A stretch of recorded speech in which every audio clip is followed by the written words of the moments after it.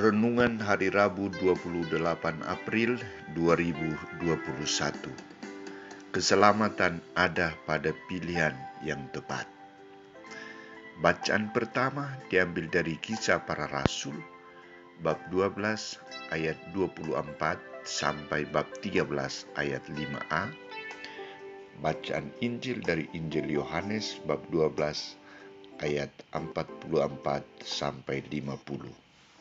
Saudara-saudariku terkasih, seorang pastor pernah mengungkapkan kekesalannya kepada umatnya.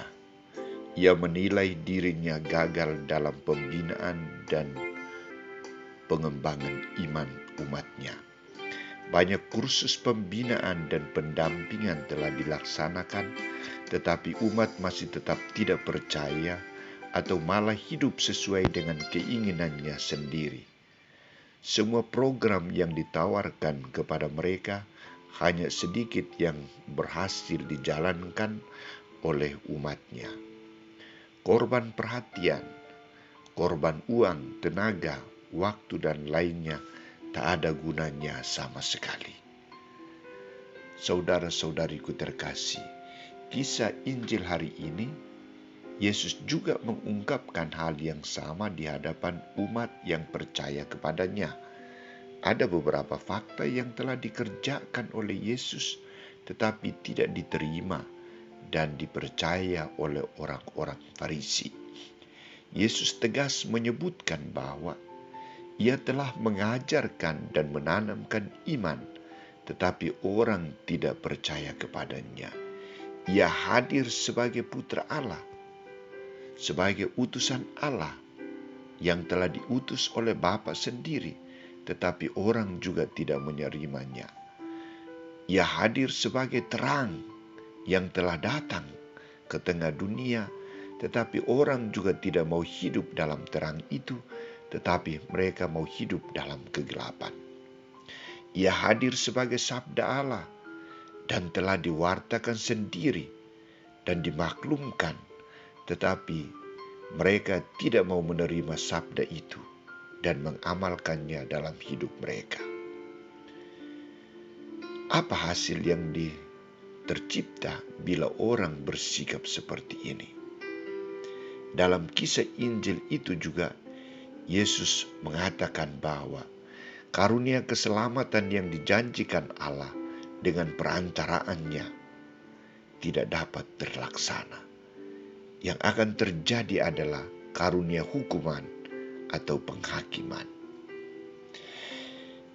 Yesus menampilkan sikap pembaharuan dalam iman dan moral, tetapi semuanya tak mendapat tanggapan yang positif. Barang siapa percaya kepadaku, ia bukan percaya kepadaku, tetapi kepada Dia yang telah mengutus aku. Dan barang siapa melihat aku, ia melihat Dia yang telah mengutus aku. Aku datang ke dalam dunia sebagai terang, supaya setiap orang yang percaya kepadaku jangan tinggal di dalam kegelapan.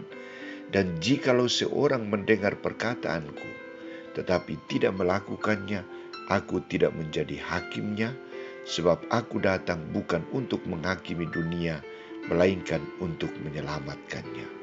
Barang siapa menolak aku, ia tidak menerima perkataanku. Ia sudah ada hakimnya, yaitu firman yang telah kukatakan.